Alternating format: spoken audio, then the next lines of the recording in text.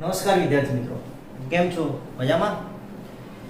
તો ચર્ચા કરી રહ્યા છીએ આપણે ચેપ્ટર નંબર 6 ની. તો અગાઉના વિડિયોમાં આપણે પ્રમેય 6.1 સમરૂપતાના મૂળભૂત પ્રમેય વિશે સમજ મેળવી હતી અને એના વિશે આપણે દાખલા ગણ્યા હતા. સ્વાધ્યાય 6.2 પૂર્ણ કર્યું હતું. હવે આજે આપણે ચર્ચા કરીશું ત્રિકોણની સમરૂપતા માટે કે આપેલ બે ત્રિકોણ ક્યારે સમરૂપ હોય તેની કેટલીક શરતો છે. આપણે ધોરણ 9 માં પણ આપણે ભણી ચૂક્યા છીએ, છતાં પણ અહીં આપણે થોડી સમજ મેળવી લઈએ. તો પહેલું છે ત્રિકોણની સમરૂપતા કે ધારો કે બે ત્રિકોણ આપેલા છે મને, ત્રિકોણ ABC અને ત્રિકોણ DEF. એ સંગતતા ABC સંગત DEF ક્યારે હોય? એટલે ત્રિકોણ ABC અને ત્રિકોણ DEF વચ્ચે જે સંગતતા છે, ABC સંગત DEF માટે સમરૂપ થાય તે માટેની શરતો શું છે કે આ બંને ત્રિકોણો સમરૂપ છે એની શરતો શું? તો શરતો છે કે પહેલું કે અનુરૂપ ખૂણાઓ, એટલે બે ત્રિકોણના અનુરૂપ ખૂણાઓ કેવા હોવા જોઈએ? સમાન હોવા જોઈએ. અનુરૂપ બાજુઓ કેવી હોવી જોઈએ? સમાન હોવી જોઈએ. અનુરૂપ બાજુઓનો ગુણોત્તર કેવો હોવો જોઈએ? સમાન હોવો જોઈએ. એટલે બે શરતો, બાજુઓ સમાન ન હોય તો કઈ વાંધો નહીં, પણ ગુણોત્તર સમાન હોવો જોઈએ. જો આ બે શરતોનું પાલન થાય કે બે અનુરૂપ ખૂણાઓ એકરૂપ હોય અને અનુરૂપ બાજુઓનો ગુણોત્તર એકરૂપ હોય તો આપેલ બે ત્રિકોણ વચ્ચેની સંગતતા સમરૂપતા છે એવું કહી શકાય. તો આની કેટલીક શરતો છે અલગ અલગ સમરૂપતા હોવા માટેની.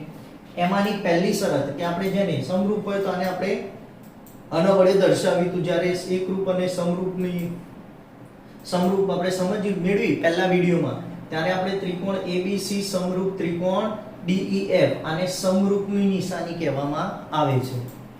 તો આગળ વાત કરીએ હવે ખૂ શરત, એટલે ખૂણો અને ખૂણાની શરત કહેવામાં આવે છે. તો ખૂ શરત શું છે? તો એના માટે પ્રમેય 6.3 છે કે જો બે ત્રિકોણમાં અનુરૂપ ખૂણાઓ સમાન હોય, એટલે બંને ત્રિકોણના અનુરૂપ ખૂણાઓ શું હોય? સમાન હોય, તો તેમની અનુરૂપ બાજુઓની જોડના ગુણોત્તર સમાન હોય. એટલે તેમની અનુરૂપ જે બાજુઓ હોય, ખૂણાઓ સમાન હોય, એટલે અનુરૂપ બાજુઓના ગુણોત્તર શું હોય? સમાન હોય, અથવા બાજુઓ સમપ્રમાણમાં હોય. ગુણોત્તર સમાન હોય અથવા તો શું કહેવાય એને? બાજુઓ સમપ્રમાણમાં હોય. અને તેથી તે બે ત્રિકોણો સમરૂપ છે. તેથી તે બે ત્રિકોણો શું છે? સમરૂપ છે. આને કહેવામાં આવે છે ખૂ શરત. એટલે એક ત્રિકોણના અનુરૂપ ખૂણાઓ બીજા ત્રિકોણના અનુરૂપ ખૂણાઓથી શું હોય? સમાન હોય. હવે ખૂણાઓ સમાન હોય એટલે એની બાજુઓના ગુણોત્તર પણ શું થવાના? સમાન થવાના. તો આ શરતને આપણે શું કહીશું? ખૂ શરત. એટલે એક ત્રિકોણ બતાવ્યો છે મેં, ત્રિકોણ ABC અને ત્રિકોણ PQR. આ ત્રિકોણ આપેલા છે, એમાં ખૂણો A બરાબર શું આપેલો છે? ખૂણો P આપેલો છે ને આપણને. તો અહીંયા આપણે કહી શકીએ કે ખૂણો A બરાબર શું છે? ખૂણો P. ખૂણો B બરાબર શું થશે? ખૂણો Q. અને ખૂણો C બરાબર શું છે? ખૂણો R. એટલે એક ત્રિકોણને અનુરૂપ ખૂણાઓ બીજા ત્રિકોણના અનુરૂપ ખૂણાઓને કેવા છે? સમાન છે. એટલે ત્રણેય ખૂણા કેવા થયા? સમાન. હવે ત્રણેય ખૂણા સમાન હોય તો એમની બાજુઓના ગુણોત્તર પણ શું થવાના? સમાન થશે. માટે ખૂ શરત મુજબ આ બંને ત્રિકોણો કેવા છે? સમરૂપ ત્રિકોણ છે એવું કહી શકાય. એવું કહી શકાય સમરૂપ ત્રિકોણ છે. એટલે ત્રિકોણ ABC સમરૂપ ત્રિકોણ PQR. તો આને કહેવામાં આવે છે ખૂ શરત. ઓકે. બા શરત, એટલે બાજુ શરત. તો એના માટે પ્રમેય છે પ્રમેય 6.4. જેમ ખૂણા માટે હતું એ પ્રમાણે કે જો બે ત્રિકોણમાં એક ત્રિકોણની બાજુઓ બીજા ત્રિકોણની અનુરૂપ બાજુઓના સમપ્રમાણમાં હોય. કેવા પ્રમાણમાં હોય? અનુરૂપ બાજુઓ સમપ્રમાણમાં હોય એટલે ગુણોત્તર સરખો હોય. અનુરૂપ બાજુઓનો શું હોય? ગુણોત્તર સરખો હોય એટલે કે ગુણોત્તર સમાન હોય તો તેના અનુરૂપ ખૂણાઓ સમાન હોય. પેલામાં આપણે શું જોયું કે જો બે ત્રિકોણના અનુરૂપ ખૂણાઓ સમાન હોય તો તેની અનુરૂપ બાજુઓના ગુણોત્તર શું થશે? સમાન થશે. તો અહીંયા બાજુઓના ગુણોત્તર એટલે બાજુઓ સમપ્રમાણમાં આપેલી છે એટલે કે ગુણોત્તર સમપ્રમાણમાં હોય તો તેને અનુરૂપ ખૂણાઓ પણ શું થવાના? સમાન થવાના. તો અનુરૂપ ખૂણાઓ સમાન હોય તેથી બે ત્રિકોણ સમરૂપ છે. તેથી આ શરતને આપણે કહીશું બા શરત. એટલે બાજુ બાજુ બાજુ બાજુ અને બાજુ બાજુ. તો એક ત્રિકોણ દોર્યો છે મેં, બે ત્રિકોણ દોર્યા છે, ત્રિકોણ ABC અને ત્રિકોણ PQR. AB બરાબર 3 સેન્ટીમીટર, PQ બરાબર 4.5 સેન્ટીમીટર, BC બરાબર 6 સેન્ટીમીટર, QR બરાબર 9 સેન્ટીમીટર, AC બરાબર 8 સેન્ટીમીટર અને PR બરાબર મારી જોડે છે 12 સેન્ટીમીટર. હવે આનો ગુણોત્તર લેવાનો, બાજુઓનો ગુણોત્તર સમાન છે કે નહીં તે નક્કી કરવું છે. તો મારે AB upon શું કરવું પડશે? AB upon PQ. તો 3 ના છેદમાં 4.5 એટલે આને કહેવાય 30 ના છેદમાં 45. 15 દૂ 30, 15 તરી 45 એટલે ગુણોત્તર મળ્યો 2 ના છેદમાં 3. એ જ રીતે BC upon QR. તો BC બરાબર 6 સેન્ટીમીટર અને આ આપેલું છે 9 સેન્ટીમીટર. તો અહીંયા 3 દૂ 6 અને 3 તરી 9. તો આનો ગુણોત્તર પણ મળ્યો 2 ના છેદમાં 3. એ જ રીતે AC upon PR. AC upon PR. તો AC બરાબર 8 અને PR બરાબર 8. તો 4 દૂ 8 અને 4 તરી 12. તો જો અહીંયા AB upon PQ is equal to BC upon QR is equal to AC upon CR. એટલે અહીંયા ગુણોત્તર શું મળ્યો? સમાન મળ્યો. ગુણોત્તર સમાન હોય તો ખૂણાઓ પણ શું થવાના? સમાન થવાના અને અનુરૂપ ખૂણાઓ પણ શું થશે? સમાન. એટલે ખૂણો A બરાબર ખૂણો P થશે, ખૂણો B બરાબર ખૂણો Q થશે અને ખૂણો C બરાબર શું થશે? ખૂણો R. એટલે અહીંયા આપણે કીધું છે કે ત્રિકોણ ABC અને ત્રિકોણ PQR માં AB upon PQ, BC upon QR, AC upon PR.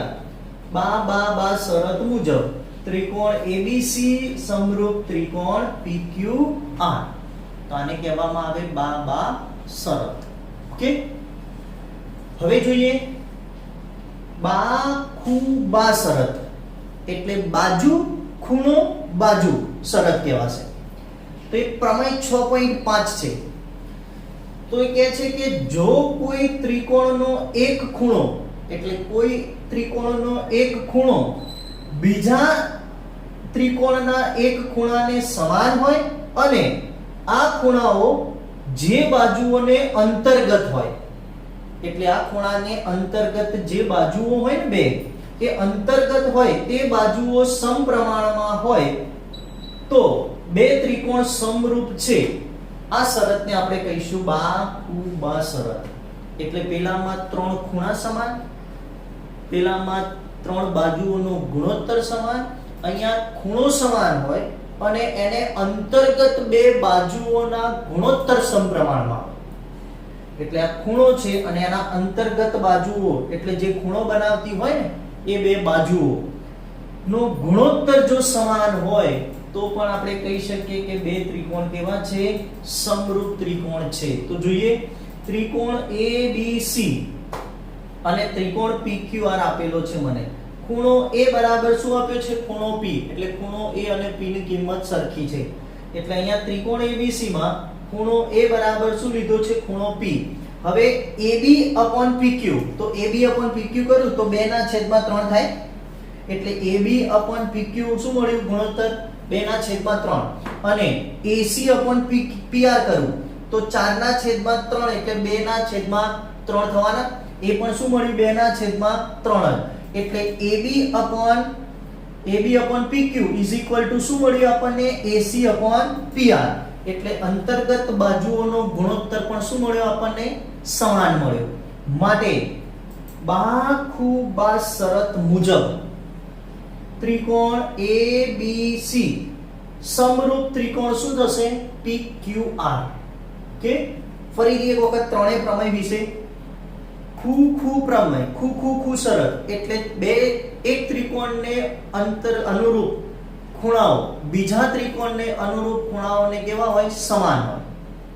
તો એ ખૂણાઓ સમાન હોય એટલે તેની બાજુઓના ગુણોત્તર પણ શું થવાના? સમાન થશે. તો એ શરતને આપણે કહીશું. તો એ ત્રિકોણ આપણા માટે કેવા થશે? બંને ત્રિકોણ સમરૂપ ત્રિકોણ થશે. આ શરતને આપણે કહીશું ખૂ શરત.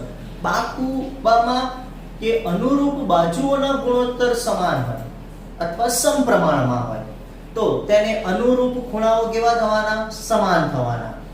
એટલા માટે આને આ શરતને કહીશું આપણે બા શરત. અને ત્રીજું છે બાખુબા એટલે એક ત્રિકોણને અનુરૂપ ખૂણો બીજા ત્રિકોણના અનુરૂપ ખૂણાને સમાન હોય તો તે ખૂણાને અંતર્ગત બાજુ કેવી? અંતર્ગત બાજુઓનો ગુણોત્તર સમાન હોય તો આ ત્રિકોણો બંને ત્રિકોણો કેવા કહેવાશે? સમરૂપ ત્રિકોણ કહેવાશે. આ શરતને આપણે કહીશું બા શરત કહીશું. સમરૂપ ત્રિકોણ આધારિત કેટલાક અગત્યના ગુણધર્મો. સમરૂપ ત્રિકોણ ને આધારિત કેટલાક અગત્યના ગુણધર્મો છે જે દાખલામાં ગણવા માટે આપણને થોડા ઉપયોગી બની શકે છે. પહેલું છે કે જો બે ત્રિકોણ સમરૂપ હોય તો તેમની પરિમિતિઓનો ગુણોત્તર તેમની અનુરૂપ બાજુઓના ગુણોત્તર જેટલો જ હોય.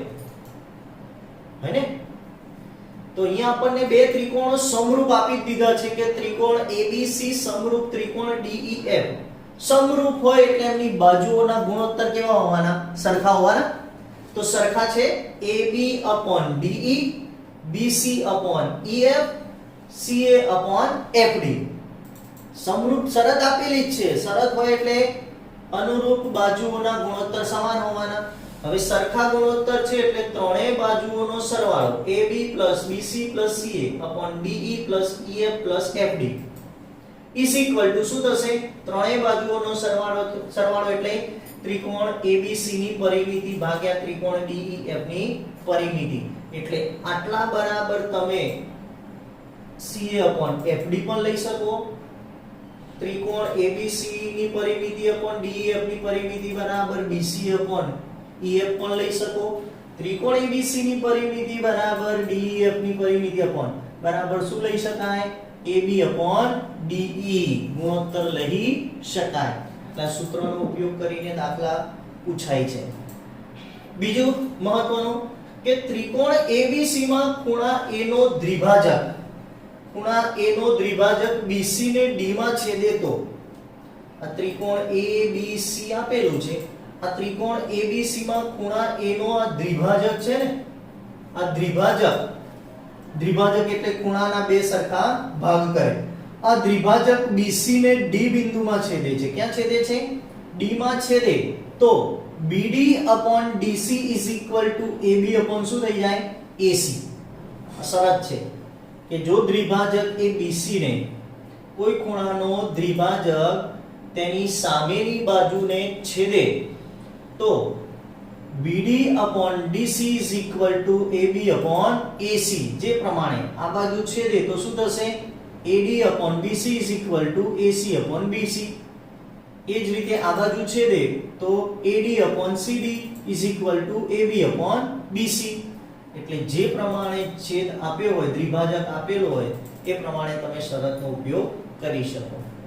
ત્રીજી અને મહત્વની શરત છે કે ત્રિકોણ ABC માં જો AD મધ્યગા હોય તો AD શું હોય? મધ્યગા. એટલે અહીંયા મધ્યમાં ઘા કરે. શું કરે? મધ્યમાં ઘા કરે. એટલે BD અને BC. BD બરાબર શું થાય? BC. મધ્યગા છે. મધ્યગા હોય તો AB નો square is equal plus AC નો square is equal to 2 into AD square plus BD square. આ રાઇડર છે આપણા માટે. રાઇડર કે ત્રિકોણ ABC માં જો AD શું હોય? મધ્યગા હોય, મધ્યગા હોય એટલે BC ના બે સરખા ભાગ કરે તો AB square plus AC square is equal to 2 into AD square plus BD square. BD square ની જગ્યાએ DC સ્ક્વેર લખવું હોય તો પણ કઈ વાંધો નહીં, કેમ કે બંનેના માપ કેવા આવવાના? સરખા જ આવવાના, એટલે કોઈ ફરક પડશે નહીં. તો આ આપણા માટે મહત્વની રાઇડર છે. હવે આને આધારિત આપણે સ્વાધ્યાય 6.3 ની ચર્ચા કરીશું. ઓકે, તો એક સ્ક્રીનશોટ લઈ લો.